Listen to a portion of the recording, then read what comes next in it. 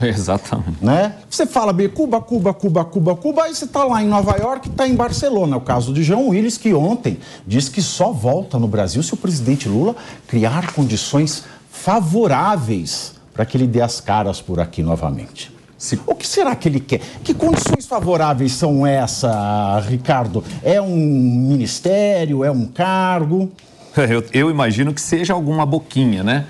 Vindo do Jean Willis, você vê, renunciou ao cargo lá atrás de deputado, já tinha sido 2 vezes deputado, inclusive, tecnicamente analisando, um deputado medíocre, um deputado que não conseguiu desenvolver trabalho significativo nenhum para o povo brasileiro. Inclusive, apresentou 2 projetos de lei, como o 5002 de 2013, que autoriza o direito à identidade de gênero, e o 7270 de 14, que regula... Olha só, produção, comércio e consumo da maconha. Esse foi projetos, foram ideias que ele propôs na Câmara dos Deputados. Está querendo, na minha opinião, uma boquinha, fez aí esse aceno aí para que o governo Lula, que não o convidou, como ele mesmo disse, não foi chamado para fazer parte do governo, mas deu aquela acenada, olha, estou aqui, estou querendo voltar, crie condições para que eu possa voltar ao Brasil. Qual condição? Espero que essa condição talvez não venha e que ele fique em Barcelona, falando de Cuba em Barcelona. São 14 horas e 28 minutos. Urian, que condições seriam essas? Olha, esse negócio de político que diz que se preocupa com a população, que quer cuidar do povo, do país, mas foge para outro lugar, isso está se tornando cada vez mais comum, na minha opinião. Eu não estou muito... E o exílio? Está exilado. Exilado. Eu não estou muito preocupado com o Jean Willis, não, até porque quando eu olho para alguns nomes do atual ministério, como por exemplo Daniela Carneiro, do Turismo, o Valdez Góes, do PDT, essas que foi condenado em 2019, eu fico mais preocupado com que já estão lá. O candidato, o político que mais fez pela população LGBTQIAP+, no Brasil foi o Zé Serra. Isso é inegável. Não só no Brasil, como no mundo, porque a quebra da patente salvou muita vida. Muita gente. E veja, o Jean Willis, quando ele chega, ele adota, ele pega a bandeira para si e assim, não faz nada. Que condição é essa que ele quer agora? Ele quer voltar aqui para ajudar a falar todos, mudar o significado das palavras. Que é o Lofote, Pavinato. O que a gente percebe é o seguinte, quem vai estudar fora não resolve de um mês para o outro. Aqui, quem já teve oportunidade de estudar no exterior sabe que a gente faz aplicação, vai lá, se inscreve, espera o momento certo.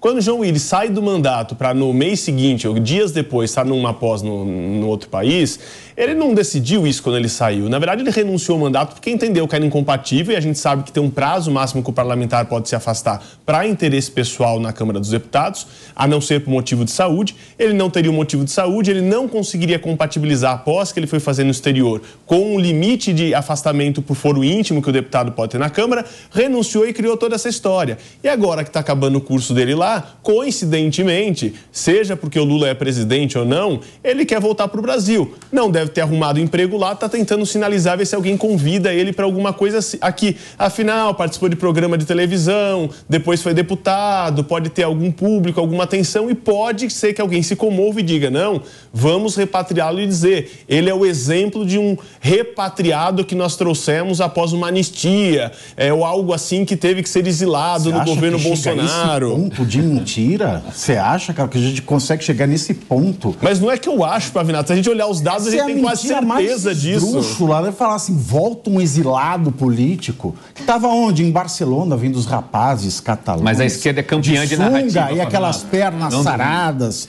Na praia de Barceloneta, saindo das baladas, indo fumar na areia ali. Está exilado em Barcelona, queria eu estar exilado em Barcelona. E ele tinha que explicar pra gente como é que foi que ficou meio maldito a saída dele, a renúncia dele. Houve inclusive boatos, eu não sei, mas houve muitos boatos que foram publicados pela imprensa que ele vendeu essa saída do mandato, que houve dinheiro ali. Como é que ele está se financiando em Barcelona? Diz ele que é com palestras e tal. Será que tem um resquício dessa venda? Ou se houve ou se não houve? Fica essa pergunta aí, talvez ele possa responder pro povo brasileiro se ele vendeu ou não o mandato. Sem esquecer que ele foi bolsista da fundação do Jorge Soros, né? É uma situação extremamente complexa. Ele falou que saiu do país por ameaças que ele vem sofrendo desde o assassinato da Marielle. Eu sempre tento levar pelo lado que é verdade. Eu sou mãe, se acontecesse alguma coisa nesse estilo, provavelmente eu me assustaria bastante também. Mas a gente sabe que essa história está rondando e tem muita coisa estranha aí por volta. E de tudo que a gente pode tirar desse tema olha em que nível que são alguns dos nossos congressistas e qual é o nível de assunto que a gente tem que ter aqui. A gente tinha que estar discutindo as prioridades do nosso país, tinha que estar falando qual é o orçamento, como que a gente vai fazer para resolver realmente a criança que está passando fome lá nos confins do Brasil. E a gente está discutindo um deputado que, como foi dito aqui, medíocre, só que ele está querendo voltar para o Brasil, isso vale holofote. Isso que é muito triste. Essa pauta ela não é muito boa, não, mas eu quis colocar, porque eu não gosto dele mesmo. Então, eu fiz questão de mantê-la, porque assim, bastou ele sair do Congresso, né, para a Semana da Diversidade, no Congresso Nacional, ter as cores do arco-íris pela primeira vez. Mas vamos falar de outra personagem, né, da fauna brasiliense. E a Soraya Tronic, hein? Logo após o primeiro turno das eleições, em outubro do ano passado, ela fez uma postagem no Twitter dizendo o seguinte sobre Lula e Bolsonaro, que foram para o segundo turno. Abro aspas. Nenhum desses bandidos merece o meu apoio, fecho aspas. Ela apagou o tweet, mas o print é eterno e nós estamos mostrando aí na tela para que você possa acompanhar. O fato é que ela decidiu se aliar a Lula agora, mesmo se elegendo senador em 2018, apoiando Jair Bolsonaro. No Twitter, o deputado federal Eduardo Bolsonaro postou um vídeo de Soraya cumprimentando apoiadores do PT e escreveu a seguinte legenda, abro aspas. Seu conceito de traíra foi atualizado com sucesso, fecha aspas. Ela respondeu chamando o filho de Jair Bolsonaro de bananinha. Fica a pergunta, ela está querendo o seu espaço no novo governo? Obviamente, né, que quer começar. Quem não lembra da listinha? Teve um debate que o Bolsonaro chegou com uma listinha e falou, olha, a senhora tá brava comigo porque essa foi sua lista de demandas que não foi atendida no meu governo. Então, não é a primeira. A gente viu a Flávia Arruda recentemente. Põe ali o tweet de novo que ela tá com os apoiadores. Ela tá a cara da Carminha da Avenida Brasil.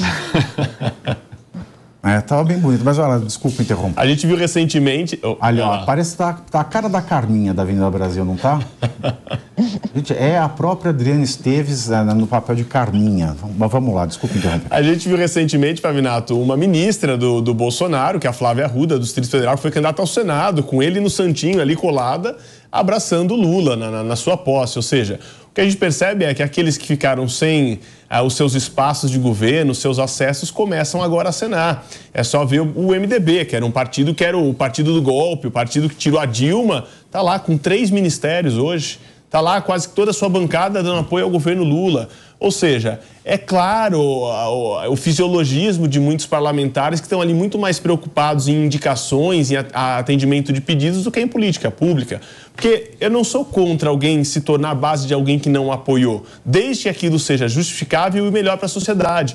E que seja alicerçado em princípios que você acredita. Então a Soraya pregou uma série de questões em relação à reforma tributária, imposto único. Ok, quer apoiar o governo Lula? Qual é a contrapartida? Que seja enviado um projeto, ou que ela possa ser relatora, ou trabalhar numa proposta de política pública que ela pregou durante a campanha presidencial. Quando isso não acontece, você acha o quê? Que ela teve um papel, tal qual na campanha, de ir lá agora fazer apenas um posicionamento para cá ou para lá, sem, no fundo, buscar um interesse coletivo verdadeiro. Parece mais que era marcando uma posição naquele momento, no meio do mandato de senador, em que não perderia nada, buscar uma projeção pessoal e agora tentar buscar o seu lugar ao sol no governo. Ela chamou o Kelmon de candidato padre. Eu poderia chamar ela agora de candidata podre? Eu particularmente acho que quando você tem na campanha eleitoral um posicionamento tão contundente como ela teve, publicando tweet, dizendo, inclusive chamando os 2 candidatos de bandido, Lula e Bolsonaro, então, que foram ao segundo turno, eu acho que fica difícil essa candidatura, depois das eleições, tomar um lado de cara. Eu acho que ela tinha que se declarar independente, eu acho que candidatos assim, e cabe ao povo observar bastante esse tipo de comportamento, porque na campanha, alguns meses, chamou de bandido, ganhou, aí vira amiguinho, já quer ir atrás de um pedacinho, como é que é? A onça virou um gatinho miando, querendo um potinho de leite dentro do governo, se coloque como independente, afinal de contas ela tem um mandato de senadora, se coloque como independente, veja, projeto a projeto que chegar ao Senado Federal, analise o projeto, se for de interesse do povo brasileiro, vote favoravelmente. Agora, já querendo um potinho de leite, cadê a onça que rugiu no debate, agora virou uma gatinha aí querendo um pote de leite do governo Lula? Gatinha assanhada? Gatinha assanhada, você tá querendo o quê? Eu tenho uma visão menos crítica em relação à Soraya, até porque ela, como uma senadora da República eleita, ela, inclusive, quando ela chegou na posse ali, ela estava tirando foto com todo mundo. Lembrando que a Soraya virou uma diva pop, né? Por causa do desempenho dela nos debates. Ela estava ali pau a pau com a Gretchen, diva pop.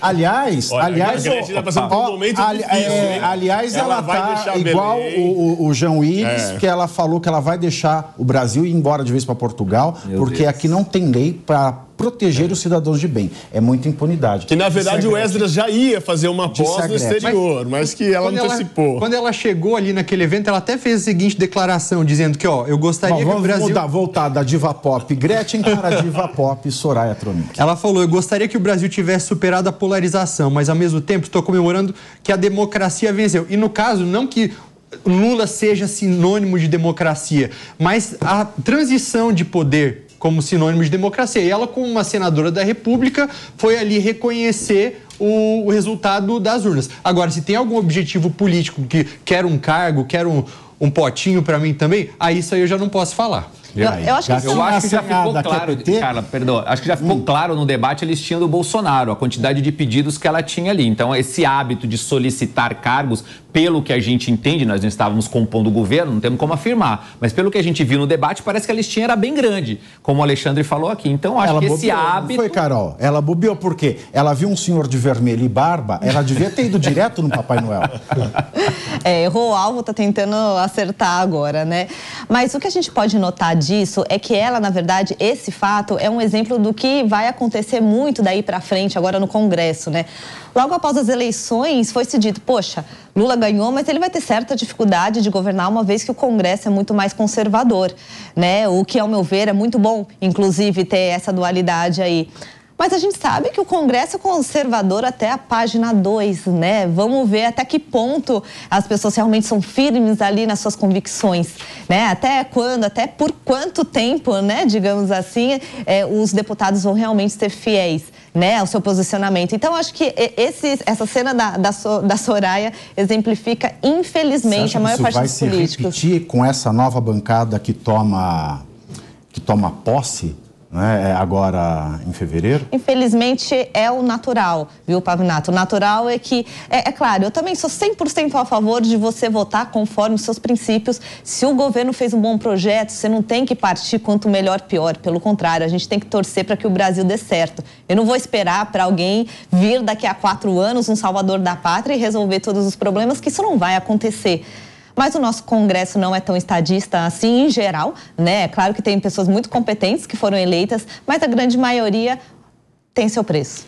E temos que lembrar que a Soraya está embarcando numa nave que o partido dela já está inteiro lá, né? São 3 ministérios da União.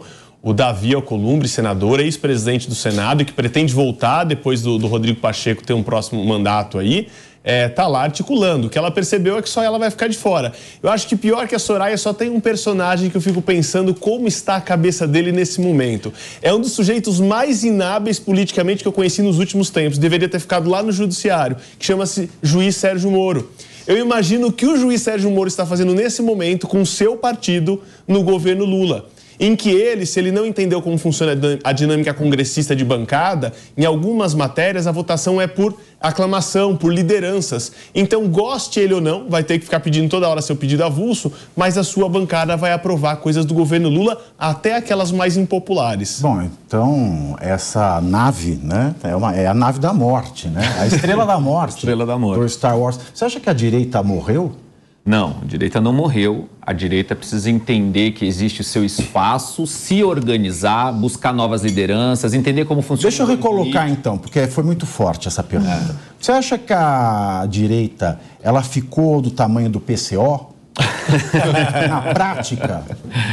Não, acho que a direita brasileira, ela acordou, vamos assim dizer, de 2018 para cá, e ela precisa se organizar, precisa entender um pouco o jogo político, precisa sair de uma certa fantasia de que vai ter um salvador da pátria que vai resolver tudo. A política brasileira, nós temos executivo, legislativo e judiciário. E temos que aprender a jogar esse jogo. Foi muito bem dito aqui. Nós vamos ter um novo Congresso Nacional que vai tomar posse agora em fevereiro. E esse Congresso Nacional, que foi eleito por cada um de nós, por brasileiros que votaram nos seus deputados federais, nos seus senadores, temos que acompanhar esse deputado, porque é ele quem aprova as leis que vão valer no Brasil. Às vezes o governo quer fazer...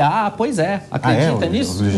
É o deputado federal e senador que faz isso. É ele. Conta, que novidade. Pra você ver, parece novidade, não é? Mas não é. É essa galera. E o que é interessante é que muitas vezes o executivo manipula o jogo de uma forma que parece que o executivo é o dono, é o todo-poderoso do processo, e não é. E muitas vezes a gente acaba deixando de lado deputados e senadores que vão, como foi dito aí pelo Lula, entram e saem do Planalto, sorrindo, atrás de foto, de tapinha nas costas. Isso tem que ter um preço. Quem paga esse preço somos nós. Então temos que acompanhar os parlamentares que vão, principalmente os que vão tomar posse agora, que esse novo Congresso tem um viés mais, na minha opinião, mais de centro-direita, e ele pode sim fiscalizar grandes e evitar que aconteçam grandes problemas nesse governo. Tem essa força, vamos ver se vai usar.